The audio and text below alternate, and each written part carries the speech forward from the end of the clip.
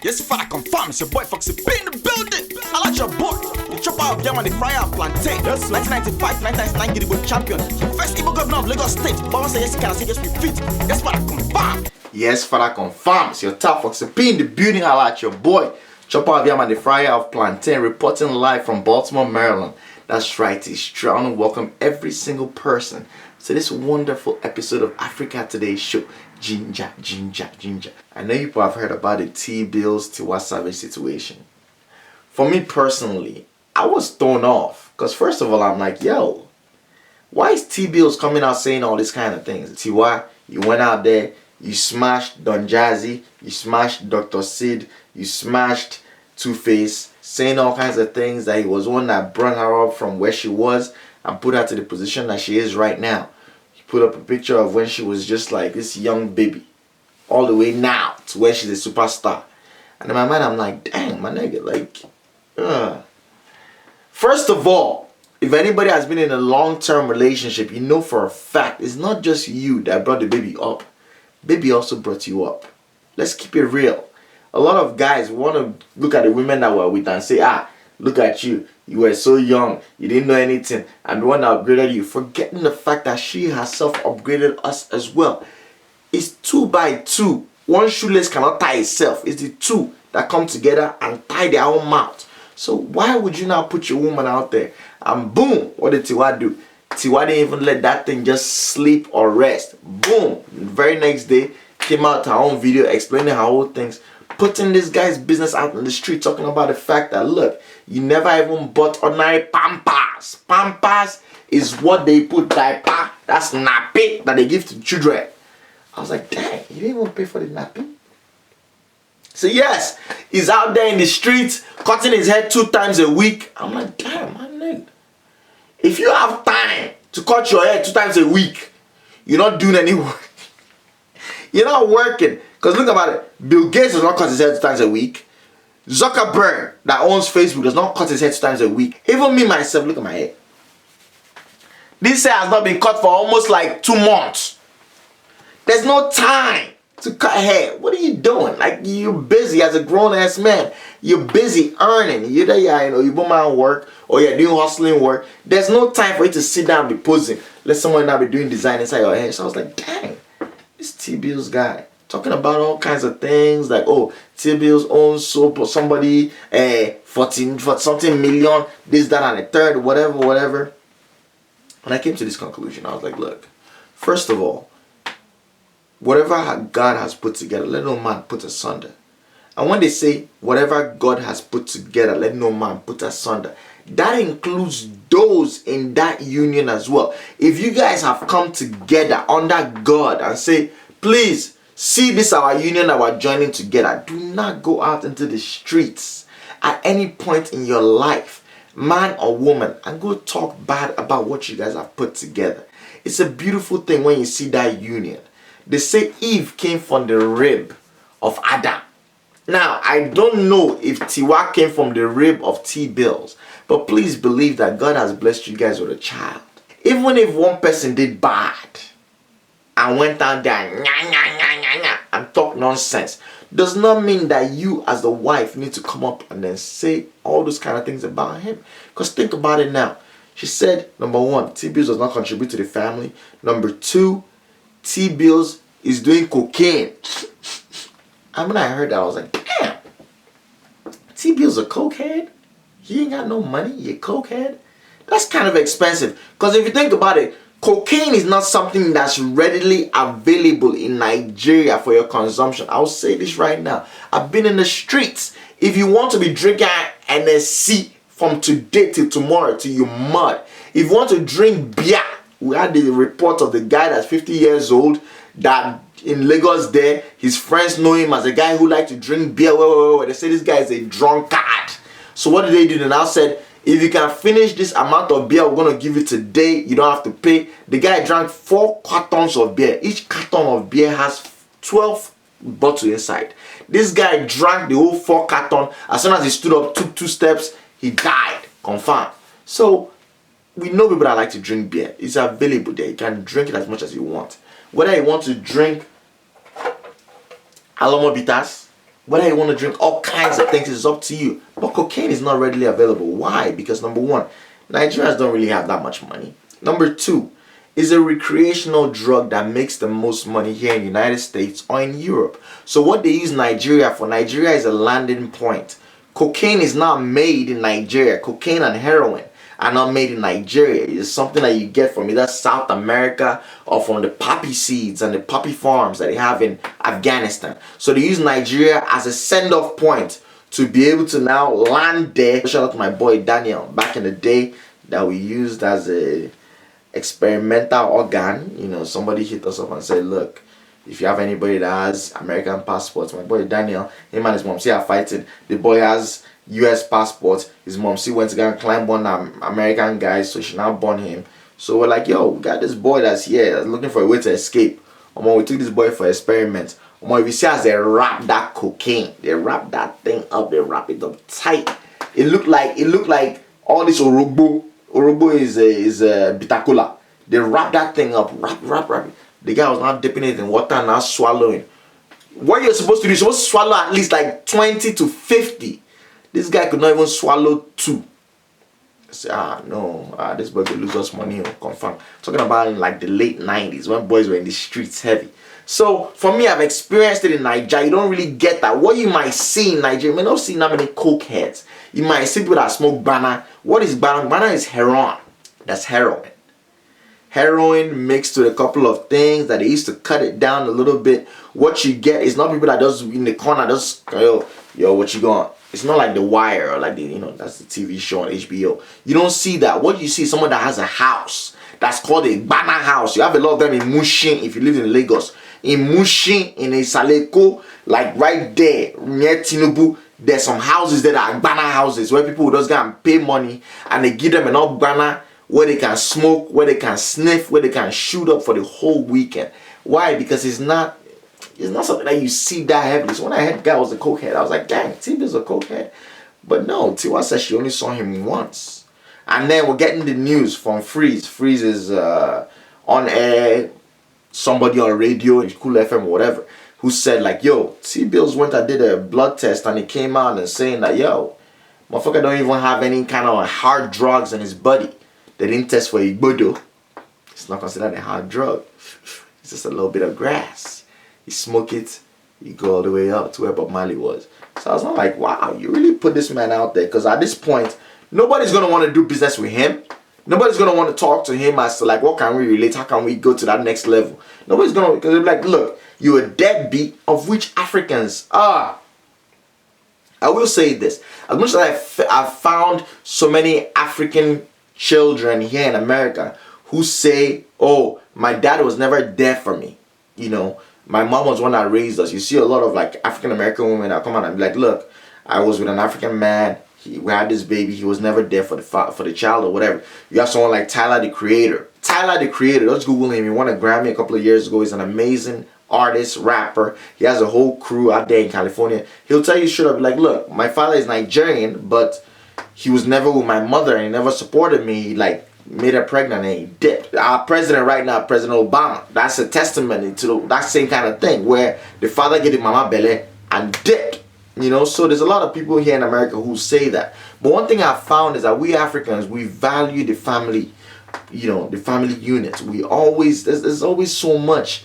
Like, it's like a definition of a man. Like, yo, you born Pikin for outside, claim the Pikin. What kind of man are you? Look at MKO Abiola with all the children that he has. He claimed every single one of them that were his. Go all the way down to history. You see that Africans, more likely than not, we will go out of our way to claim Pikin where we born for outside. I remember one of our driver, Ido, back in the day, I'm talking about like late 90s now. This guy, true story, Ido was one of those OPC guys. This is Old White People's Congress. I don't know. There's a lot of things I'm saying that if you didn't grow up in Nigeria, you may not be able to follow, but just bear with me. OPC was one of the same way that having that whole Biafra thing now. OPC was one of the people that were like, yo, fighting for the rights of Yoruba people when, Nigeria was just dominated by all these Hausa generals. He was a member of their whole thing. Their whole thing was like they were jazzed up. You cannot kill them. You can't do anything. They were fighting for Yoruba rights and all that kind of stuff. And he was a member and he was our driver. And I remember one time he gave one of his neighbor's wife Bele. and the woman now born. So that day, I was so young, but I remember my mom telling him like, "It will no go." He was like, "No, madam, I must go for that pikin naming ceremony." My mother was like, "Why?" He said, "I must make sure say I give that pikin name." And I was like, "My nigga, you in a situation where you impregnated your neighbor's wife. You are married, you have your own children. You impregnated your neighbor's wife. Your neighbor has claimed the pikin. You didn't even raise, oh, who did you go and climb to born this pikin?" No, he never said that, nothing. He's doing naming ceremony for the pikin, and you are saying as a side nigga, because that's what you are, that you want to go there and go and claim the pikin. That's deep. But now as I grow older, I'm about to be 32 now, so I'm thinking back and I'm like, wow, that maybe we do have that in us, because this woman didn't have anything to offer. It's not like she was the daughter of Dangote or whatever. No, this man was just like, look, that's my child. I have to go and claim that child because it is mine. He didn't have much to offer. Working as a driver for my parents, I mean, how much were they paying you? $5,000 a month? That's nothing. Go all the way back to Canada. Well, we're getting this story from one boy, Nicholas. Nicholas, what did Nicholas do? He's from South Sudan. Yeah. He's 6'9", he's tall. Yeah. Basically, one of those big basketball boys that's from Sudan went back home and he saw this guy. I was like, damn, this nigga tall. Like, let me hook him up. Let me see if we can get him into a school out there in Canada. So they got him into a high school in Canada. And they just found out the person that was claiming he was 17 years old is not 17, no. 30 years old. I was like, damn, 30 years old. 30 years. I've seen soccer age before. All these Amokachi, Kano Wanko, all these people. Yes, they were claiming they were 17 when they were 22. They added 5 years. But how can you be 17? How can you be 30 and you're claiming 17? That means you shave your age by half. Are you an orange? Are they going to lick you? What are you doing with your life? And the saddest thing to me was like, this guy, they didn't just help him by just putting him on the team or enrolling him in that school. The coach of that team decided to bring him and put him in his house to live with him. So who know what he did in that house? What if that 17-year-old that he was claiming was not dating a 16-year-old Canadian girl? Because Oyibo people, that's white people. One thing I know, you can play with them, but if you play with their daughter and you do any kind of situation where you're an adult and you're climbing a young pikin, you're entering Wahala.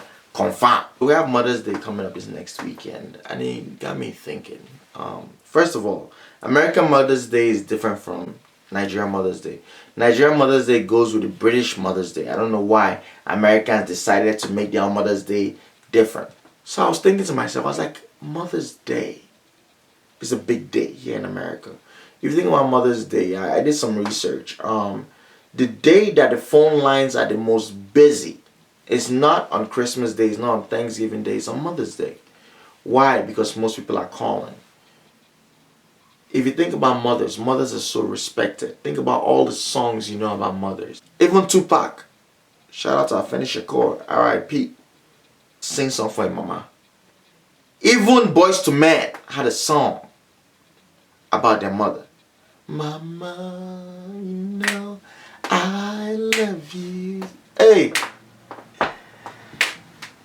You know I love you, mama. Mama, you're the queen of my heart. Everybody singing about their mama.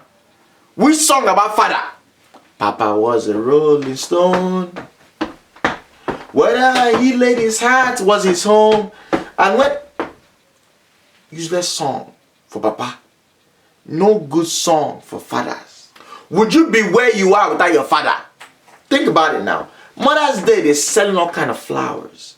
Macy's having all kind of deals. You can come and buy nice clothes for your mama. Buy necklace, buy chain, buy watch, all kinds of beautiful things. Father's Day, what do they have? Tie! To tie your father neck. Home Depot, what do they have for fathers? Lawn mower. To mow the lawn. For you to do more work as a father. Like if the work you've not done is not enough. I'm so sad. I'm so sorry. I'm so tired of constantly every single Father's Day being belittled. Considering the fact that fathers are so important. Fathers suffer. They go through so much. But nobody care about the father. Go to any Nigerian wedding when the mother is dancing in. Sweet mother, I no go forget you. For this suffer where you suffer for me. What about the father? We're going to give a 1 minute silence to our dearly departed father. That's what they get. Igbo land, when you want to marry, what did they bring as dowry? For the mother, necklace, nice bracelets, George, Hayes, Hollandis, all kinds of nice material. Mama, just be tying these. You're a beautiful mother. Thank you for raising this daughter for me to come and marry. What they bring for the father? Palm wine. Palm wine is what they bring for him so he can drink as a drunkard. He'll be drinking that drink. That's how the man will get diabetes and die. Nothing else. Think about it now. What do the fathers get? Nothing. Considering the fact that our mothers are the ones that torture us the most. If you want to marry a woman, you tell your father, look, Daddy, this is the girl I want to marry. You say, go ahead, my son. She has a nice attack, and from the back of her, you can tell she has a bright future behind her. What will your mother say? Can she cook a goosey? Can she cook a bono? Have you ever tasted a jollof rice? I'm not sure. This kind of girl. No, I don't trust her. That girl ama is. Mothers are the ones that stress us the most. When I was young, as a young boy growing up in Lagos State, my mother stressed me the most. When my father wants to deal with me, what do you do? He beats me. What does that take? Very, very simple, very, very basic. If I do anything bad, my father see me. Maybe he's watching news and I decide to change it to cartoon. You know, like, whoa! I dress my fuck up immediately. What does mother do? Mother don't beat you. They flog. Now for some of you might be looking at it like beating and flogging is the same thing. It's not the same. I'll break it down to you. My name is Foxy P. I'm going to break it down to you. I'm here to entertain as well as educate. Beating is when you address the fuck up immediately. Flogging is when you book appointments. That's when you do something bad and mother look at you and say, ha! This house. You decided to do such. You're lucky I'm late for work. But when I come back, I will do it to you. Fathers will hate you and forget. Mothers will flog you to be continued. All my suffer in this life is from my mother. The day I collect tattoo here, my mother is the one that disturbed my life. My father looked at me and said, yeah. So that's how you want to live your life? It's up to you. My mother looked at me and said, do you know it's against the scripture to put mark on your body? I'm like, damn. Why you gotta bring up the scripture? What am I gonna do at this point? Mother are the ones that make life so hard for us. My father catch me smoking cigar. He looked at me and said, hey, you have grown. You have really matured now. Smoking cigar. Have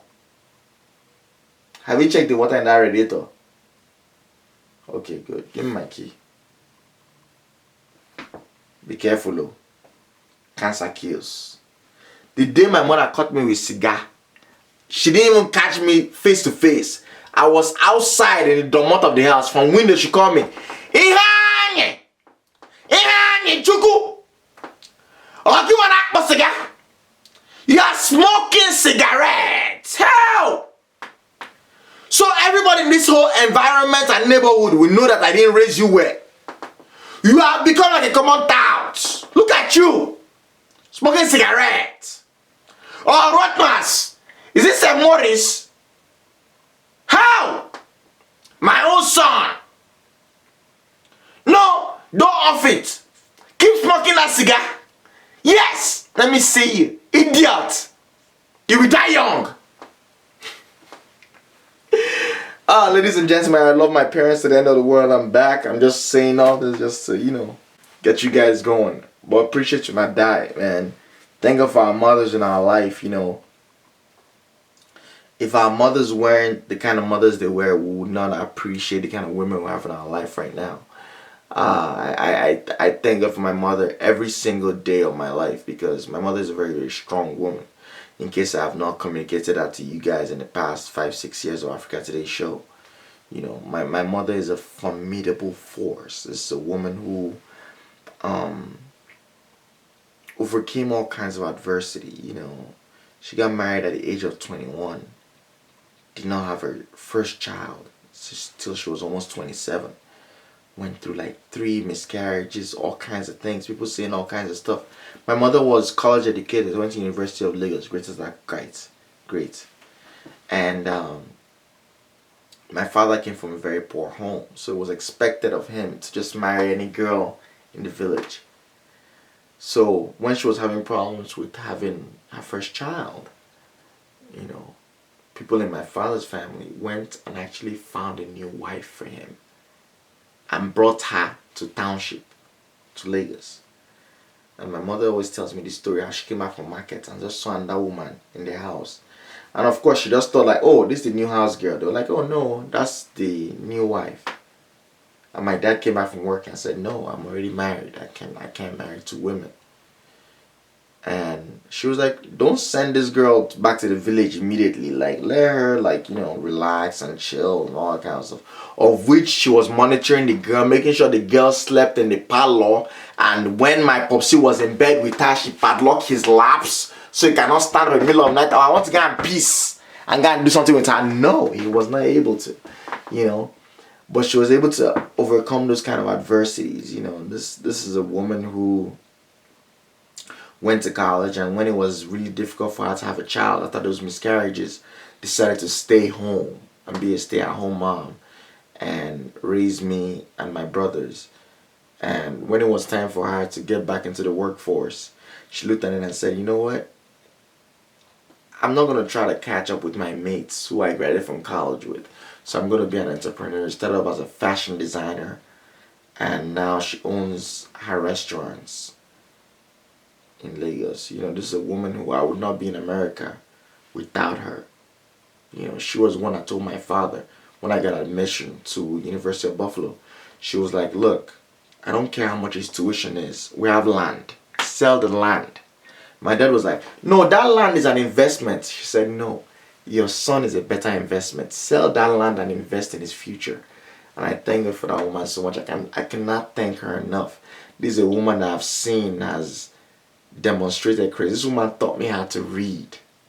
I last time I went to Nigeria, she was showing me the notebooks that me and I used to write on when I was a baby. At the age of 2, I was writing. You know, at the age of 7, I was reading like Freud and like, you know, Pythagoras and like all kinds of like Greek philosophers. She studied philosophy in school, and she always treated me as an adult. She would tell me the real things that were happening in life. You know, my mother talked to me about sex when I was like 14 years old, which is a long... Most Nigerian men don't hear about sex from their parents and after the 3rd pikin that the pikin has born. Confirm. Oh, you're always having daughters. Have you tried to mount your wife from the back? They'll be like, damn, mommy, please don't talk to me about that. I was blessed to have that kind of mother. You know, my mother was, she fought in the Biafran War. You know, she was part of BOF, Biafran Organization of Freedom Fighters. And my mother would tell you that she knows 4 ways to kill a man with the key. Just one key. She has 4 ways that she can kill you as a man with the key. So that was the cloth I was born from. When I speak about being Nigerian or being Igbo or being, you know, cut from that cloth, when I talk about this Biafran agitation and I talk about why I don't like it, people think that I came to America and I learned about what happened. They don't understand. Like, I come from a home where we have Biafran notes, which my mom will show you and say, look, I used to cross at the age of 8, 9, 10. I used to cross enemy lines to go find out where the Hausa soldiers were coming from. And these are the Biafran notes I would take with me to go and trade in that fire market. for my family. So I come from a line of a very, very strong woman.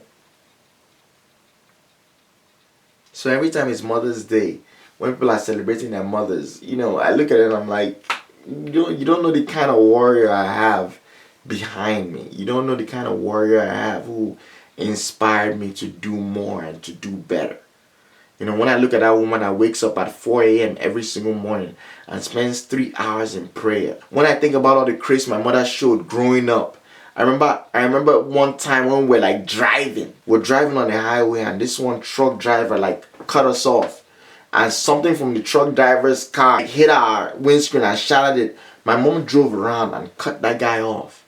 And when the guy pulled over, my mom picked up a big rock and smashed the guy's windshield. Now, to any of you listening to this, you might be like, the fuck? That's the kind of woman she was. She was like, you can't just smash my windshield with all this debris falling off of your truck and I won't get you. This is the same woman who I've seen her. We're about to make a U-turn. One Mopo guy was not like, oh, you can't turn, you can't turn, you can't turn. My mom was like, what do you mean? That's how from inside of the car. The guy just slapped my mom. My mom came out of the car and slapped the shit out of this motherfucker.